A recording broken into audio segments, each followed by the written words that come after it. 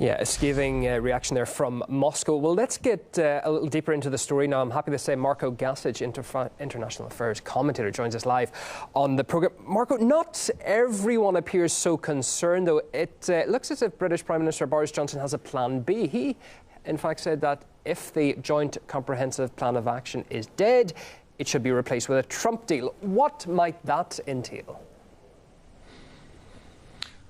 The problem for any Trump deal, it's a neocon Trump deal, is that it would be probably entirely unacceptable to the other side, because we already know from Mike Pompeo's speech in 2018 to the Heritage Foundation, in which he unleashed a 12-point plan which resembled the one that Austria gave Serbia to start the First World War. Well, in the modern version of that, the US gave its stooges the right to essentially go unfettered access throughout Iran to examine any aspect of Iran's military situation, from nuclear to any other, which in effect means unfettered access throughout Iran. Also the disarmament of all the Shia militia in Iraq, in Lebanon, removal of support for the Houthis in Yemen.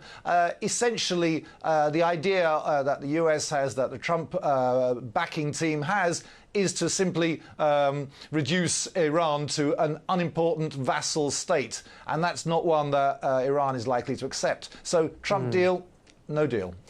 Is Mr. Johnson showing good judgment in his approach to the Iran nuclear question? It's as if he just says, get that out of my in tray, I've got enough, let somebody else deal with it. Well, there is a bit of irresponsibility here, but it's been an irresponsible administration for quite a time. They're pulling out of things that have taken years to negotiate. In the case of the Russian missile deal, it took decades to negotiate, and this administration seems to be pulling out of it all at 5 minutes' notice, and it makes it a very unreliable player on the international stage, because things that have taken so long to agree can be left and abandoned at 5 minutes' notice. So who can trust the US to stick to deals that it does agree? And even worse, if you send your emissaries to negotiate with the US, they might find themselves beheaded by drone missiles as they arrive on official visits to your allies. That's the other point. It's a risk to even negotiate with the US, let alone to believe in any deal that you finally arrive at.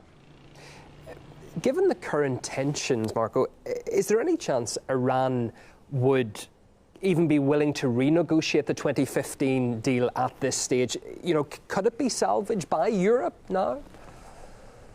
Well, I think what Europe needs to do is to show, for the first time, some benefits to Iran from the deal. So far, it's all been talk, and the walk has been the American extraterritorial sanctions, which have sabotaged that same deal and made any benefit to one of the sides absolutely invisible. What Britain, for example, could do usefully would be to pay an old debt of up to £2 billion in today's money for 500 Chieftain tanks it never delivered in the 70s to the Shah, and which money never returned to Iran after all these decades. Now, that's not trade. That would be a debt for trade that wasn't done. But that would be a good sign if Britain, for example, honoured that commitment and its contractual obligations. That would mean something for the Iranians. Similarly, with the other European powers, to release some of the funds they've got allocated for humanitarian purposes and other purposes, they could also show willing in some financial sense. But at the moment, there's been none of that for the Iranians. It's all been one-way traffic, negative traffic,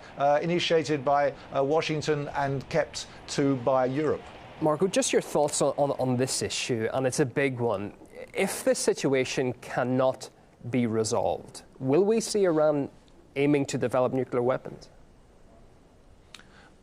I think that's a bogey. I think that's a bit of US spin, because I don't believe that Iran really wants to have nuclear weaponry. I mean, it's a theocratic state, and its religious leaders have said that a nuclear bomb is contrary to Islamic values, which is not a small thing for theocracy to say as an official statement.